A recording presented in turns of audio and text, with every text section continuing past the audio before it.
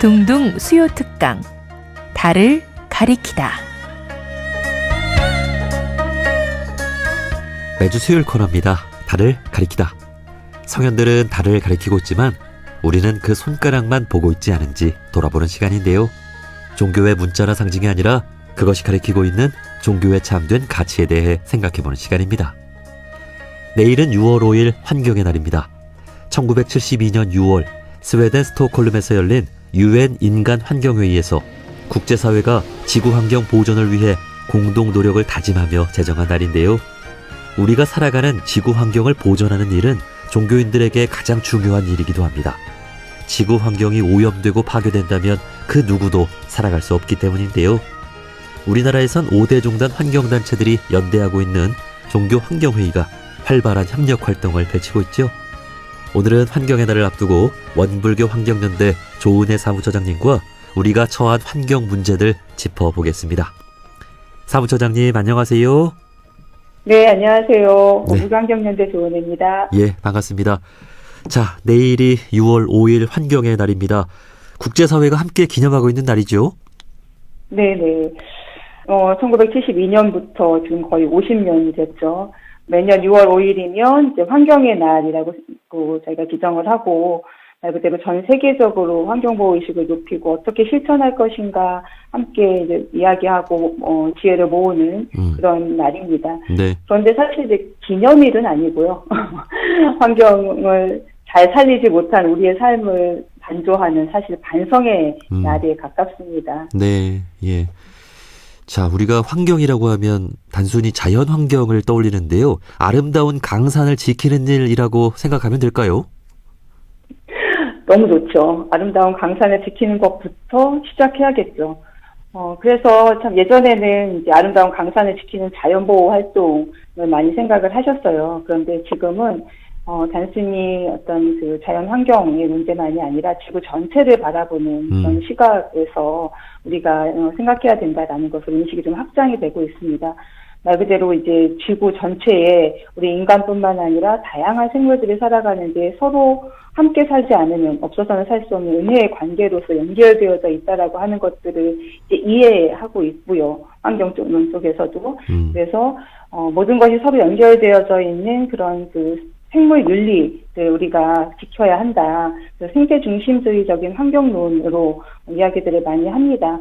그래서 원불교에서 얘기하고 있는 그 은혜의 관계, 없어서는 살 수 없는 은혜의 관계들. 그러려면 모든 것이 서로 평등하고 공정하게 서로 지속 가능하게 살 수 있는 방법들을 찾고 그런 삶으로 변화를 해 가야 된다라는 것들을 생각하는 그런 날로 가고 있습니다. 네.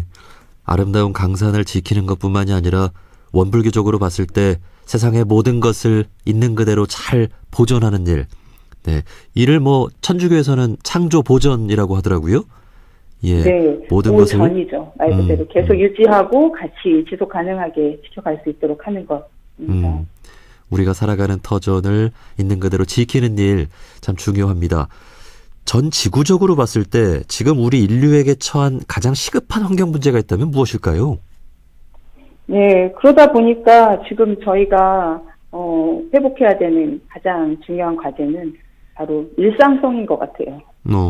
말 그대로 모든 것이 정말 자연스럽게 서로 어우러져서 은혜의 관계로 돌고 도는 순환의 관계로 살아야 되는데 그렇지를 못하잖아요. 특히나 이제 대표적으로 비가 오면 물에 잠길까, 어디에 또 산사태가 나지 않을까, 기후 재난으로 집터가 무너지고 생명이 위협되는 그런 상황들이 너무나 빈번하게 우리의 일상들을 파괴하고 있는 그런 삶들이잖아요. 네. 정말 예측 불가능한 날씨. 우리 사계절이 뚜렷한 대한민국이라고 했었는데 지금은 절기가 없고 철이 없다라고 하는 얘기를 너무나 쉽게 할 수밖에 없는 그런 날씨들. 그러다 보니까 먹을거리 생산도 안정적이지 않고 정말 우리가 천지연에서 얘기했던 풍운우로의 덕으로 생명을 보존하면서 살아갈 수 있는 은혜의 관계가 아니라 풍운우로를 두려워해야 하는 두려움의 대상으로 여기며 살아가는 그런 상황이 되어버렸잖아요. 이것을 되돌려서 우리 일상을 회복하는 것, 이것이 가장 시급한 과제이고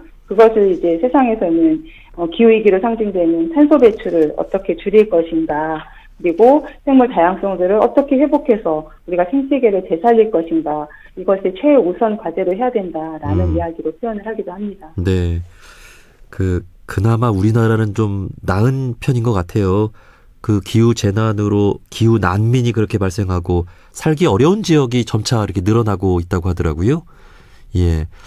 자, 안타깝게도 그렇죠. 더 많은 어렵게 살아왔던 나라들, 사실은 지금의 이런 환경 문제들, 기후 위기를 초래하지 않은 틀하는데 정말 적은 영향을 미쳤던 나라들이 더 많은 피해를 받고 더 많은 고통을 받고 있는 그런 불평등한 문제들도 심각하죠. 네.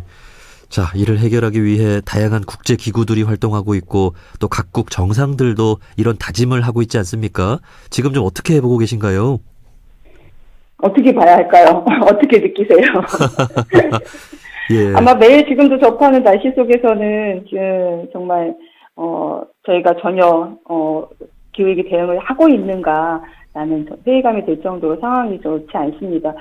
앞서 얘기 드린 것처럼 환경의 날을 제정한 지가 50년이 됐어요. 50년이 네. 넘었어요.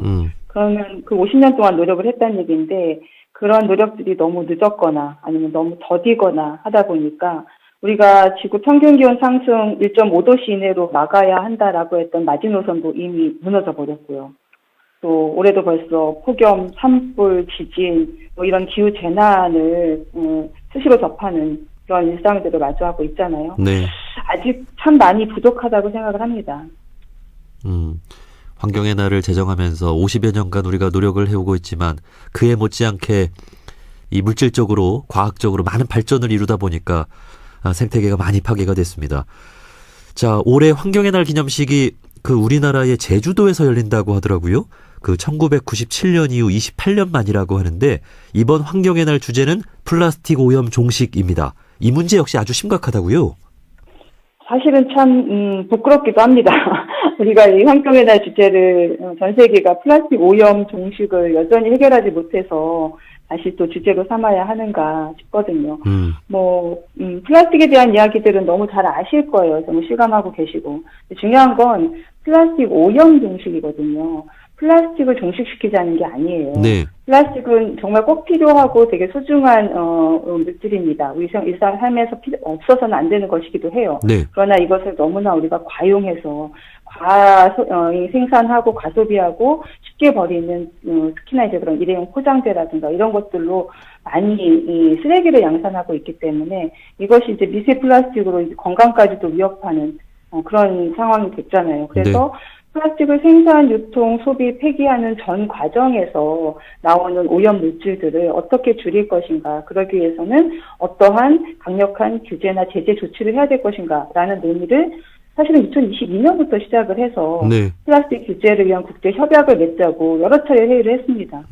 작년 12월에 이제 우리나라 부산에서 하면서 이때만큼은 우리가 같이 합의에 도달할 것이라고 기대를 많이 했어요. 그런데 결국 합의를 하지 못했습니다. 이 핵심은 이런 플라스틱 문제를 해결하기 위해서도 사실은 이 생산자의 책임과 부담을 좀 현실화하자라는 논의들인데 그 저항에 결국은 아직도 정부가 정책들이 불복을 한 거거든요. 네.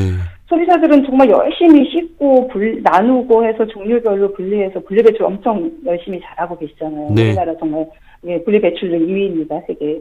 그렇지만 정작 그렇게 배출해 놓은 것들을 가져가서 처리하는 과정에서는 재활용이 아니라 그냥 뭉뚱그려서 또 다른 쓰레기로 후각하거나 매립하거나 하는 것으로 끝나버려요. 왜냐하면 생산자 입장에서는 플라스틱 포장재에 대해서 1kg에 약 152원 정도밖에 부담을 하지 않아요. 처리 비용을.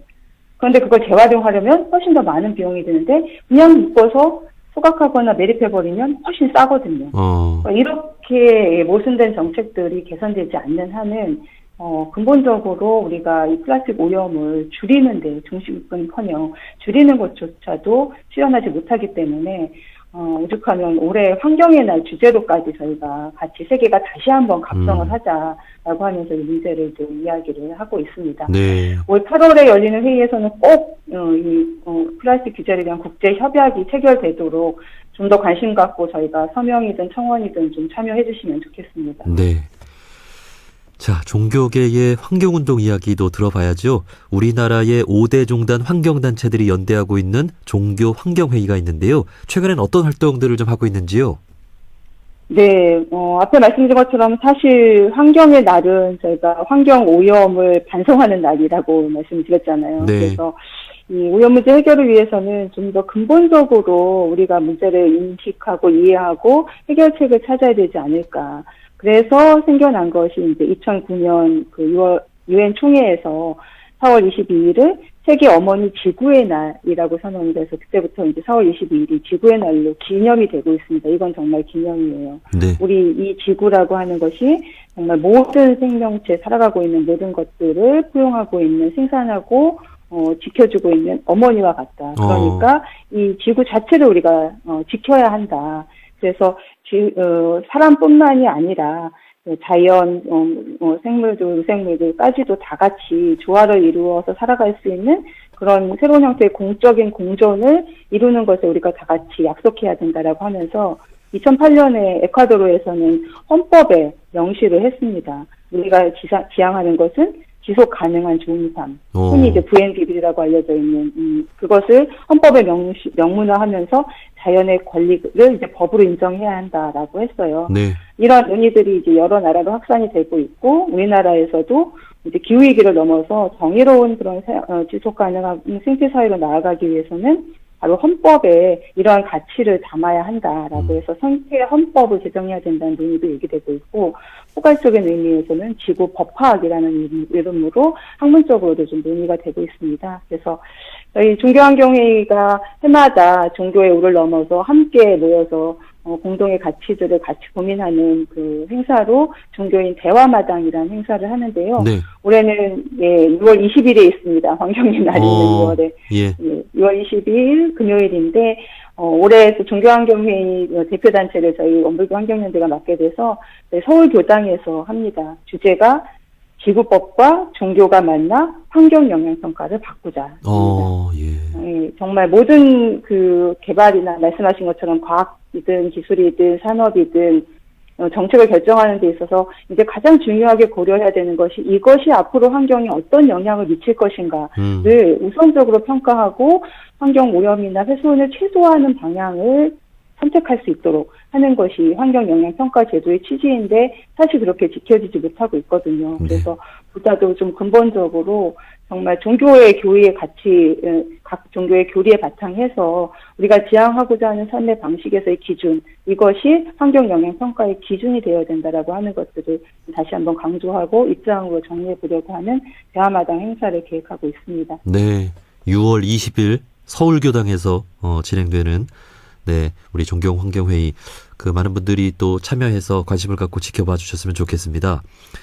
자, 그리고 오늘부터 새 정부가 출범을 했습니다. 국가 차원에서 이 환경 정책이나 에너지 정책을 잘 펴야 될 거란 생각이 드는데요. 이번 정부에 기대하는 바가 있다면 혹은 당부하고 싶은 말씀이 있다면 한 말씀 해주시죠. 예, 너무 급박하게 진행된 이제 보궐선거로 오늘부터 새로운 정부가 시작이 됐습니다. 다행인 것은 화합과 통합의 진짜 대한민국을 약속하면서, 많은 국민들의 목소리를 경청하고 들었던 목소리들을 가지고서 정책을 펴겠다라고 약속한 대통령이 되셨습니다.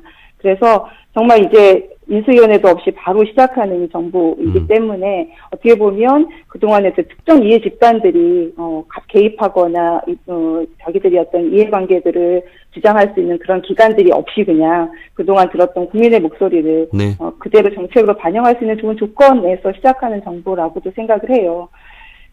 마찬가지로 이 지금 가장 중요한 우리 삶의 문제, 지구 살리는 문제, 환경이 아니라 지구를 살리는 문제에 있어서 기후 정책들을 어떻게 입안하고 지켜나갈 것인가 해서 그 제일 큰 부분이 결국은 에너지일 수밖에 없습니다. 왜냐하면 이미 이제 2050 탄소중립 녹색성장위원회를 만들어서 우리가 이제 탄소중립 기본법을 제정하기도 했지만 작년 8월에 헌법재판소에서 지금 현재의 탄소중립 기본법이 헌법 취지에 부합하지 못한다, 불합 결정을 하셨어요. 그래서 개정을 지금 해야 되는 상황입니다. 이것부터 시작을 해서 탄소 배출을 줄이기 위한 노력들을 실질적인 가시적인 성과를 좀 내셔야 되는데 그것은 특히 이제 80% 이상을 차지하는 에너지 산업 분야에서 어떻게 탄소 배출을 줄일 것인가, 즉 어떠한 에너지 전환을 이룰 것인가가 관건이라고 볼 수 있어요. 네. 이미 뭐 AI 가상현실 뭐로 대표되는 4차 산업혁명 시대를 살면서 전기를 어떻게 만들고 어떻게 소비할 것인가는 정말 모두에게 되게 중요한 과제입니다. 모두가 잘 사는 사회, 그리고 또 안전하고 지속 가능한 사회에 살아가기 위해서 어떤 전기를 어떻게 생산해서 어떻게 유통하고 소비할 것인가의 방법들이 기존의 것들은 아니다라고 하는 것들은 이미 판명이 됐잖아요. 네. 이 탈석탄, 탈원전의 시대로 가는 것이 전 세계적인 추세이고 흐름입니다.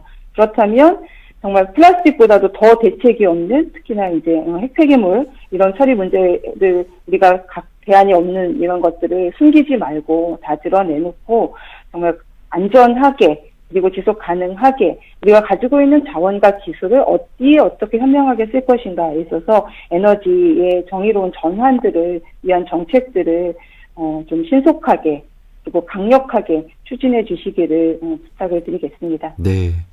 다행히 기후 에너지부인가요? 뭐 새 부처를 신설한다는 소식도 들려오고 또 재생에너지로의 어떤 전환 뭐 이런 이야기들이 또 나오고 있는 것 같아서 좀 다행인 것 같습니다. 앞으로 친환경 정책들이 또 많이 또 나올 수 있기를 또 기대하고 또 우리도 많이 요구를 해야 되겠죠? 예. 자, 여기까지 말씀 듣겠습니다. 원불교 환경연대 조은혜 사무처장님이었습니다. 오늘 말씀 고맙습니다. 네, 감사합니다.